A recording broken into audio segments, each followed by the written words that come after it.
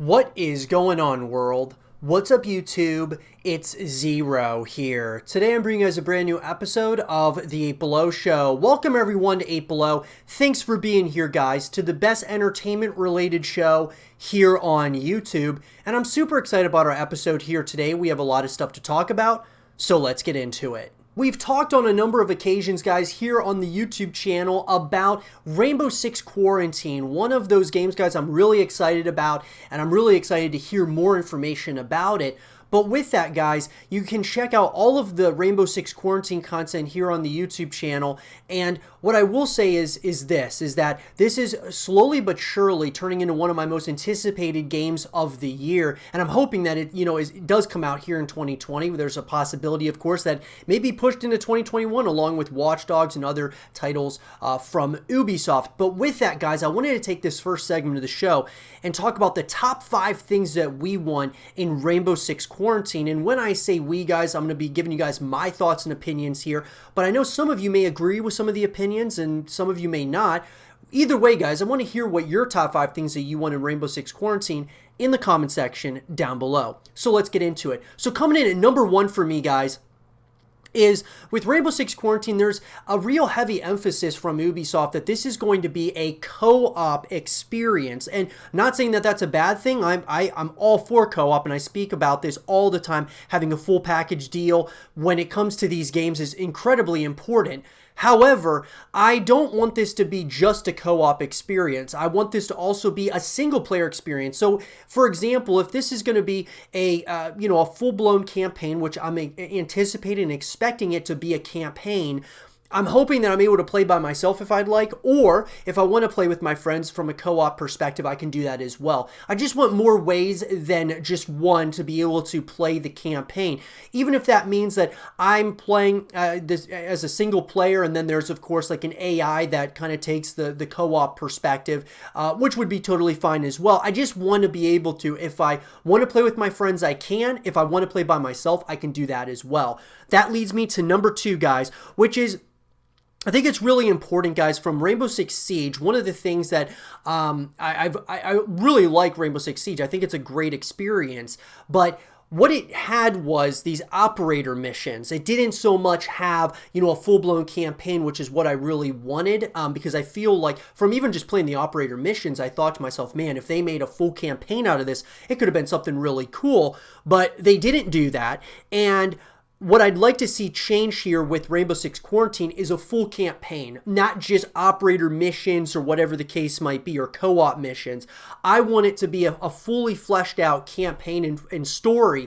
It's just another way that you can, of course, connect with the characters, connect with really what's going on in this game. And so I'm hoping that they have a full-blown, campaign. There's nothing wrong with having like side missions and things of that nature, or missions where you get to learn even more about some of the characters and such. But a real fleshed out campaign, I think, is going to be really important for this title to kind of separate it from that of like Rainbow Six Siege and such. That gives me, guys, and brings me to number 3 here, which I think is something that's more, obviously something I want to see happen here. I want this to be, more than just one game in this, sub-series that is, within the entire franchise of Rainbow Six. And that is, guys, I really want Rainbow Six Quarantine to become, a new sub-series now for Rainbow Six as a whole. I don't want it just to be Rainbow Six Quarantine and then they don't make a second game, or they don't like continue it. They just decide to continue Siege and maybe, whether they want to make another Rainbow Six Vegas or something completely new. I want there to be, I really hope that this is there's a plan here, that this is going to be its own game, but at the same time, there's a thought process that this is going to be a sub-series of Rainbow Six in a major way, like they're planning on making multiple games here. And the reason is, guys, is because when you look at the gaming landscape, there's a number of really, big, horror titles that are coming out. And that being, there's a lot of games, right? You got The Last of Us Part 2, which obviously already came out. And you've got, of course, Resident Evil Village and so on and so forth. There's a long list of horror titles. But I think it's important that we don't get really big, blockbuster horror games on a yearly basis. Sometimes you have to wait a while to get some of those games. And so what I'm getting at is we're consistently getting first-person shooters on a consistent basis year in and year out. I want to see Quarantine, hopefully, as long as it's good, which it looks like a pretty good game just from what we've seen, and there's not a lot that we've already seen at this very moment, but from what we've seen, I'm excited about it, and I'm hoping that there's a plan here in place from Ubisoft that this is going to become a full-blown sub-series within the overall franchise of Rainbow Six. That leads me to number 4, guys. I think, from what we've seen so far, there looks like there's going to be a lot of customization and things of that nature. However, what I'm really hoping here is that they bring some of the things that worked from the multiplayer experience of Rainbow Six Siege over to Rainbow Six Quarantine. I hope there's a fully fleshed out multiplayer experience, even if that means it's like PvE, where you're going up against like waves and waves of enemies, and zombies or whatever, infected, and you're able to do that with your friends, and you kind of are able to go up against, like I said, some similar like a horde mode in Gears of War, something like that. Or to me, it would be great to have that, but also have the experience of playing PvP and going up against, other people across the world, and then you're able to, of course, have more and more ways to connect with the game and the overall franchise of Rainbow Six. I think it could be a really special experience, especially seeing as how the success of Rainbow Six Siege has really become, a juggernaut in the esports realm, a real, one of those big, just multiplayer experiences at this point as well. I would love to see that continue here with Rainbow Six Quarantine. And that brings me to number 5, guys, which is player progression. Of course, that goes hand in hand with customization as well as earnable items. So what I'm getting at with this is like this, guys. When you go into a lobby and you are in that in-game lobby and you see everybody else that's in there, I want to see, something where instead of having things that you can just buy within the game, titles, emblems, things of that nature, it'd be really nice to have earnable items, things that you earn throughout the course of the experience, the multiplayer experience, the campaign, the co-op, experience, and you're able to show that off in the in-game lobby. And then a lot of those things, it shows how much time you've put in, and it gets you to want to earn certain things from seeing what other people are getting as well. So having earnable items over that of cosmetic items that you can buy, being able to customize your characters, I think is really great, and having player progression like a rank up system is going to be really important as well, in my personal opinion. And I think that they're probably going to do that, guys. This kind of ties really, for the most part, can tie into the entire game, but multiplayer probably more than anything else. And so I really want to see that, though, guys. We've seen, like, with Rainbow Six Siege and other games out there, guys, in the gaming landscape, like Call of Duty and, Fortnite and all these games that have some form of player progression and rank up system. I really would like to see that continue here with Rainbow Six Quarantine, because we don't have a lot of games from a horror perspective of being able to have like a real rank up system, as well as just having a lot of like player progression and earnable items. I think that was one of the most special things about certain, games out there, guys. When you have earnable items, it gets people to come back because they want to earn those things. It's not just something that you can just easily just buy, because you have to earn it within the game. So I think it's going to bring people back consistently to Rainbow Six Quarantine, and that's going to eventually, that's just going to continue building upon the scene and building upon the franchise and fan base that they're trying to do over at Ubisoft. But with that, guys, those are my top 5 things that I want to see in Rainbow Six Quarantine. What are your top 5 things? Let me know in the comment section down below. And for more Rainbow Six Quarantine content and videos, stay here with Zero TV. Cyberpunk 2077 is going to be coming out, of course, later on this year, guys, here in 2020, and I think it's going to be, we're going to start having more and more conversations about other companies outside of CD Projekt Red that are going to start kind of giving their take on the cyberpunk, this style game. And I think we're already starting to see that. None other than Tencent, guys, who gave us a little bit of a sneak peek as to one of their upcoming titles, that being called Code Sin at this very point in time, which of course we're not sure what it's going to be called as of yet, if it's going to be called, if that's what it's going to be called, or if that's just a secret code for what the game is actually going to be called. We'll have to kind of wait and see on that. But very interestingly enough, seems to be the first title that's supposed to be somewhat of a spiritual successor or somewhat of a, Tencent's take on the cyberpunk kind of, genre at this point that it looks like this may very well turn into. So with that, guys, I wanted to go ahead and talk about everything we know so far about the Tencent game Code Sin that was released during the annual conference. And in an article, guys, that was written by Zach of DGR Daily Gaming Report, Sin gameplay demo showcases beautiful, realistic graphics in real time. Last week, Tencent held their annual conference in which the company's senior vice president, Stephen Ma, announced that the company's drive would be to encompass technology, gameplay, and storylines for the future of their evolution of game development. Tencent has been steadily expanding its reach within the gaming industry. Last month, they announced they would be taking the System Shock franchise forward, and they would be also partnering with the Pokemon Company to work on their upcoming MOBA, Pokemon Unite.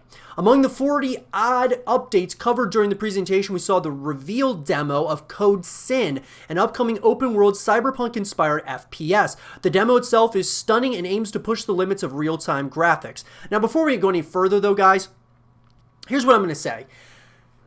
Code Sin, from what we've seen, the presentation itself, it was basically just kind of showing us some of the characters, and it was a very different type of presentation, the way that Tencent did it. I'm sure we're going to be finding out more information here in the upcoming months, but I don't know, it didn't really seem realistic to me. It seemed more like kind of cartoony, almost like toyish. Like the characters kind of look almost like toys and similar to even the cars and such, which I like that style. I like how they're kind of taking this other take versus that of cyberpunk and such. They want to do this their own way, and I like how the theme of it is more kind of toyish than that of being, maybe a little bit more realistic looking, as in the form of Cyberpunk 2077. Though it won't reflect the final product, the features we can expect to see are alluring, to say the least. From what we can tell, Sin will be a multiplayer game, but that will remain unclear until we know a little bit more about the project. No gameplay was actually shown in the demo, although the navigation through the character creation menus gives a good insight into what we can expect. Among the features shown was the strand-based hair system they've developed with help from Epic Games, giving it a realistic yet Pixar-like quality. All customization features include your character vehicles, and even a cybernetic animal companion will be updated in real time. Now, what I will say about this, guys, I love how this is their take on the cyberpunk style. And one thing I will say is the customization looks really good. Now, remember, guys, Tencent are the guys who pretty much own Epic Games, which are the guys who, of course, did Fortnite. And so I think what they want to make sure they do is have a lot of customization options, guys. And I really enjoy, I really like what they're doing as far as with an animal companion throughout the course of, whether it's a multiplayer or whatever. I'm wondering if this is going to be just a multiplayer experience, if it's going to be a campaign. I'm hoping it's a campaign because it kind of looks like that. And at that very last shot that they showed us, guys, what it looked like, the hub, or the HUD, the heads-up display, we saw it looked more like a third-person shooter than a first-person shooter, but maybe you can kind of switch between third-person and first-person. It's hard to say, but Sin is expected to release next year on PC and consoles. However, it wasn't specified what consoles it would be coming to. Personally, as a fan of films like Blade Runner, Akira, and other cyberpunk media, I'm really looking forward to seeing what Sin has to offer. So Tencent, guys, obviously these guys are the juggernauts when it comes to the gaming landscape as a whole. This is a massive company, guys. They have a lot of resources that they can put into something like this, and I like where they're going from a perspective of kind of their take on cyberpunk. It looks very much so like cyberpunk. There's no debate about it. Now, you kind of wonder, was this greenlit not too long ago after Cyberpunk 2077, after that was announced and such, did they start doing their take on it? Or was it more recent when they started seeing kind of the buzz around Cyberpunk 2077? It'll be interesting, to say the least, if this is going to be called Code Sin or if it's going to be called something completely different. We'll have to kind of wait and see. I'll be sure to give you guys more information as it comes out. But from what we know so far, guys, this looks like Tencent's take on Cyberpunk 2077, or just cyberpunk, that genre that's being created at this point. And I'm wondering if we're going to start seeing more other games and from other companies that are going to be kind of creating cyberpunk type style games. And I think depending on how popular Cyberpunk 2077 is, CD Projekt Red very well may almost be creating an entire new genre, similar to like Battle Royale, that when that came out from Fortnite. And even though H1Z1 technically started it, you've got all these games now that are being built around, Battle Royale. Could that be kind of the similar here to Cyberpunk 2077? A lot of games kind of taking some of the things that worked from Cyberpunk 2077. It'll be interesting to say the least. I would like to see if Tencent is going to make this a free-to-play game. I think that could be a real game changer, because if they made this free-to-play or something along those lines, guys, I think that they might have something big on their hands. Because in my opinion, I know some people didn't like really the graphics and the way that the take they're putting out there within this world. I like it though. I think Cyberpunk 2077, the way that style for CD Projekt Red looks great. This is kind of a different style, a different take on it, and that's what I like about it. I don't want all of these Cyberpunk games to be, very similar. I don't want it to be like a cookie cutter, copy and paste sort of ordeal.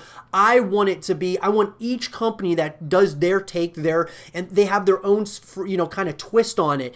That's what makes BR great, because a lot of these BR titles are different in different ways. The concept's the same, but they're different as far as from a structural standpoint. I'm hoping that happens here with Tencent's Code Sin. But let me know, guys, in the comment section below, what do you guys think of Code Sin? From what we've seen so far, what do you guys think about it? Let me know down there in the comment section below. And for more Code Sin content and videos, stay here with Zero TV. We've made a number of videos, guys, talking about The Last of Us Part 2, and I know, guys, that some of you have been waiting for me to give you my official review of The Last of Us Part 2, which will be coming very shortly, guys, and you guys can, of course, just make sure that you're subscribed and you get notifications, because that will be coming at some point sooner rather than later. I just want to make sure, guys, that when I do reviews of games here on the YouTube channel, that I really want to make sure that I've given myself enough time to really kind of absorb everything that I just witnessed and give myself some time to really, flesh out some ideas, be able to jot those things down on paper, and just kind of really, give my own, true opinions of a game, especially like The Last of Us Part 2, which has had a lot of controversy, lots of people talking about it, so on and so forth. So stay tuned for my late review of The Last of Us Part 2. But with that, guys, I want to talk about, in this segment of the show, will we see The Last of Us Part 3? Is that going to be something that's going to be coming out at some point in the future? Now, guys, be aware, I'm not going to be putting out any spoilers, right? That will be more so for my review and such. I'm not going to do any spoilers here. But from what we know so far, and a lot of you, of course, have probably already beaten the game and such, we're just going to be giving our honest, take here on whether or not there's going to be a continuation of this franchise, especially seeing as how the amount of backlash that there was with The Last of Us Part 2. And so let's talk about it. I think it's important, guys, that when we talk about The Last of Us Part 2, we kind of preface this around a number of things. Number one is, guys, is that this was one of the most, I believe it actually was the most pre-ordered game in PlayStation's history, which is a big deal, guys. I mean, a huge deal, right? Game comes out, and of course, there's a lot of backlash. But I think, guys, we have to think about, a number of things here. Number one is that when you look at really any massive game out there, there's going to be things, typically speaking, within them that where there's some form of controversy. Now, Naughty Dog, they haven't really been very accustomed to doing this very often in their titles up to this point. You have the Uncharted series, and then of course with The Last of Us, we've only had one game, and that wasn't necessarily controversial. The second one, however, the way that they treated certain characters and things of that nature, that's where the major complaints are. With that, though, think of games and developers like Rockstar, right? Rockstar Games, guys, they are one of those companies that typically, throughout the course of their history, they've brought out games that are controversial, but it gets people talking, it gets people buying the games, and then when the next games come out in those specific franchises, people will buy them, and Rockstar has built this reputation of, they take their time with their games, and they make these incredible looking games, as well as these pretty immersive stories. And then they make them full packages where there's online elements and things of that nature, which just really builds the fan base and gets people, concurrently, concurrent players and such. And so what I'm getting at here, guys, is why I'm comparing Rockstar Games to this is, when we look at Naughty Dog, they are somewhat, this may be the first game that they've made up to this point where they're taking a turn as a company where they're going to be making games moving forward that have forms of controversy within them. And when I mean controversy, guys, I'm talking like, pretty major things. And I mean, I think that The Last of Us Part 2 has some significant controversial things within it, guys. I mean, you can even talk about the grisly violence in it. You can talk about, from just, a story perspective, a character perspective, there's so many different things that you could kind of point to that could have some form of controversy. But with that, the question is will we see The Last of Us Part 3? And I gotta say, guys, I think absolutely we are going to see a third game in this franchise. And look, I know that there are some of you out there, and there, seems to be a lot of people out there that just didn't really like, some of the direction that they went in, right, with The Last of Us Part 2. However, a lot of us, have looked at, everything within, within the game, and we've gone through it a couple of times, or we've kind of thought about it, right? And some of us love it, some of us hate it, and some of us are kind of in between where, you like aspects of it and there's things that you don't like about it. But I think that you can't get over the simple fact of the number of people who have played this game, the number of copies sold and such. So what I'm getting at is Naughty Dog has done a great job of, creating a very, a controversial, an immersive story here. And they have, really done a good job with marketing, which, of course, a lot of this has been just building up over the years. And I think that it's important that when we kind of think about, would the third game, will it come out at some point? I do believe it. And the reason is, guys, is because the sheer amount of sales, okay? Look, when you think about it, there's two things that can really hurt a franchise. Number one is having bad reviews, and the second would be having bad sales. But typically speaking, if you have one or the other, a lot of times you may see a continuation if the other, the other part of that, of those two, it does really well. So if you get really good reception but poor sales, a lot of times the sales sometimes will dictate whether there's another game that comes out or not, because at the end of the day, guys, this is a business. So, but if you get bad reception on a game, but you get incredible sales, a lot of times, developers will decide to continue just because of the sheer amount of, copies sold and how much money the studio made from that. So I think at this point, guys, The Last of Us has kind of become a staple now in gaming, especially for Sony, as well as Naughty Dog, where it's like there definitely has to be another one. And even if there's only one more, they kind of round out the trilogy of The Last of Us. I think that it's only, expected that there's going to be a trilogy here. Now, whether or not that was the plan all along, or if they were planning on just kind of going one game at a time, or they're planning on kind of doing what they did with Uncharted, making 4 games, whatever the case might be, I think that they are going to make a Last of Us Part 3. And I'm not even going based on just how the ending and such, guys. I just think that there's a lot more stories to be told here within The Last of Us in that universe, right?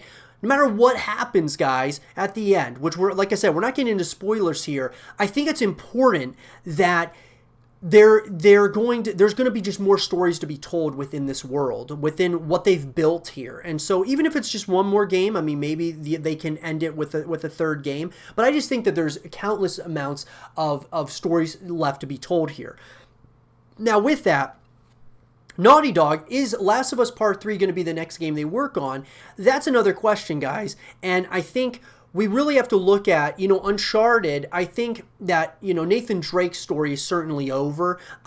Maybe he comes back, who knows, as a side character, but I think that they are going to continue the Uncharted story simply because of that's another game that did incredibly well. And I think Naughty Dog would be smart to be working on more games than just one, especially with the backlash that they got from The Last of Us Part 2. Whether we all think it's just or not just is another conversation for another day. But you think of Rockstar, right? They're going to be coming out with GTA 6 most likely, Max Payne 4, Red Dead Redemption 3, maybe Bully, maybe LA Noire 2. What I'm getting at is they got a bunch of IPs here that they're able to kind of work with. Whereas Naughty Dog, they can work on some new IPs that they want, or they can continue working on the IPs they currently got, that being, Uncharted as well as The Last of Us. And I think it would be really smart for them to maybe kind of go back and forth, work on, another Uncharted title, work on, another Last of Us game, maybe even work on another, new IP, because with a game like The Last of Us Part 2 doing so well, they probably will be able to bring on more staff, more people to start working on other projects. And so with that, guys, here's the thing. Last of Us Part 3, I don't think it's probably going to come out anytime soon. I mean, look, guys, between The Last of Us Part 1 and Part 2, I mean, we're talking a number of years. And now, I think they may even take even more time here to make Part 3. I mean, I wouldn't be surprised if they did that. Naughty Dog may be one of those companies that just decides to work on one project at a time and not even, deal with, working on multiple things at once. I think they may very well just work on one project. So what I will say is that if they're planning on just working on one project at a time, I would say Uncharted is actually going to get another continuation in one way or another, whether that's Nathan Drake, which I doubt, but it'll probably be somebody else within that universe. I think that world has a lot to still share at this point. And then The Last of Us Part 3 would probably come out after that. But let's just say we're probably a number of years away from having The Last of Us Part 3. And they're not even completed here with The Last of Us Part 2. From a multiplayer perspective, Factions is supposed to be coming back. So we still got a long journey here with The Last of Us Part 2, even after beating the game and such. I think there's still a lot that's going to be here, and I'm excited for that. I can't wait for that. But I do believe, guys, unless they tie up the story completely within DLC or something, there is absolutely going to be a Part 3. And I honestly, guys, I'd be excited for it. I really would. I think that Naughty Dog, they're starting to remind me more and more of Rockstar. They kind of are, even though there's going to be controversy within, these games now, pretty much moving forward, most likely, I think that Naughty Dog wants to create stories that they want to tell. They don't want to hold back at all. And I like that from a developer like Naughty Dog. I like that they want to be different. They want to make these, these very visceral types of experiences within their games. And, they spend years on, doing it, years of hard work, and you got to respect that in the end of the day. But let me know, guys, do you think The Last of Us Part 3 is going to be coming out? Or do you think that The Last of Us Part 2 was the end of the story? Do you think there's more stories to tell or not? Let me know in the comment section down below. And for more The Last of Us Part 3 and The Last of Us content and videos, stay here with Zero TV. Hyperscape is the, newest Battle Royale game in the genre. And what I will say, guys, is that this is just another take from another AAA studio that it wanted to get into the Battle Royale space. And it's a very smart move by Ubisoft, because this is a space, guys, that there is a lot of eyeballs, lots of people watching, lots of people playing. And with that, I think Ubisoft made a great decision in the direction that they're going here with Hyperscape. Now, look, guys, I've been talking about, this game. Now you guys can check out all of the Hyperscape content here on the YouTube channel. But I honestly, guys, this is an experience that, whether you love or hate Battle Royale games, I think that this genre is just showing us how much of a juggernaut it's becoming. I mean, the biggest genre basically in all of gaming at this point in time. Now, sure, it's pretty new still new as a genre, but at the same time, man, it is absolutely growing at a rapid rate. And I think more and more AAA developers are going to be getting into the BR space. But with that, I wanted to talk about, guys, in this last segment of the show, about everything that we want in Hyperscape. And I think it's, It's actually, something that's pretty important in my opinion, because Hyperscape is this game that I think has a lot of possibility here. I think there's ways in which Ubisoft can kind of, take things that have worked from other Battle Royale games, and then I think there's also ways that they can kind of change in certain ways to really move this space forward, that being the Battle Royale genre as a whole, kind of move it forward and transcend the space, even if they decided to do that. So let's talk about it, guys. We've talked about some of the things that we won out of Hyperscape, and I think one of the biggest things to me when it comes to this title is having modes outside of Battle Royale. I think that is so huge. Look, a free-to-play first-person shooter is great, right? You got Call of Duty Warzone. We've got other titles like that, okay? But modes outside of BR, not a lot of games can say that or pride themselves with having modes outside of it. So I'll give you an example. Call of Duty is pretty much the only one that is out there that has Call of Duty Warzone, but if you don't want to play the BR side of Call of Duty, you can move over and play the multiplayer side, which the multiplayer side, guys, has multiple maps, multiple different game modes and such that you can play if you so choose. But BR, that being Call of Duty Warzone, is there when you want to play it. What I'm saying is that none of these other titles are doing that. Apex Legends, Fortnite, they may have other game modes, but they're still on the same map, the same Battle Royale map, and they may just have like Team Deathmatch or, different game modes on that one map. What Hyperscape could do is similar to what Call of Duty does, but they could even go a step further. Not only do they have a BR map, Neo Arcadia, but when you don't want to play the Battle Royale mode, you can move over to play some other maps. So on some other maps, some other game modes, whether that's Team Deathmatch, Search and Destroy. Maybe Ubisoft has their own game modes that they want to kind of bring to the table.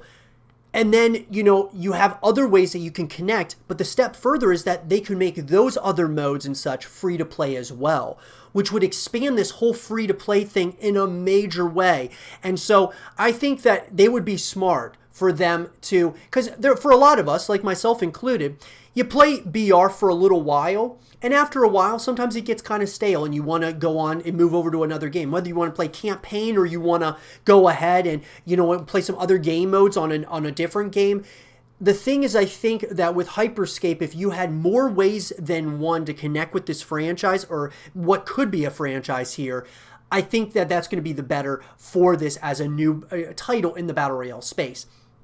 The next thing for me, guys, is really having backstory here for some of the characters. So the characters that you play here, I think it would be really great to even have some character missions or some backstory on some of those characters. They've created this world here, that being in Neo Arcadia, that looks really visceral, it looks awesome, but you want to learn more about it. And that's something for me that I would really like to learn more of, even if it's just not necessarily a full-blown campaign. That would be awesome, by the way, but even just having some backstory on some of the characters, learning some of the characters, learning their abilities, especially if new characters get introduced, which we're sure will happen because if there's a battle pass and things of that nature, I think that there will be new characters consistently. But you want to learn about them. And that's something that, at least for me personally, I like to learn things about the world that I'm diving into.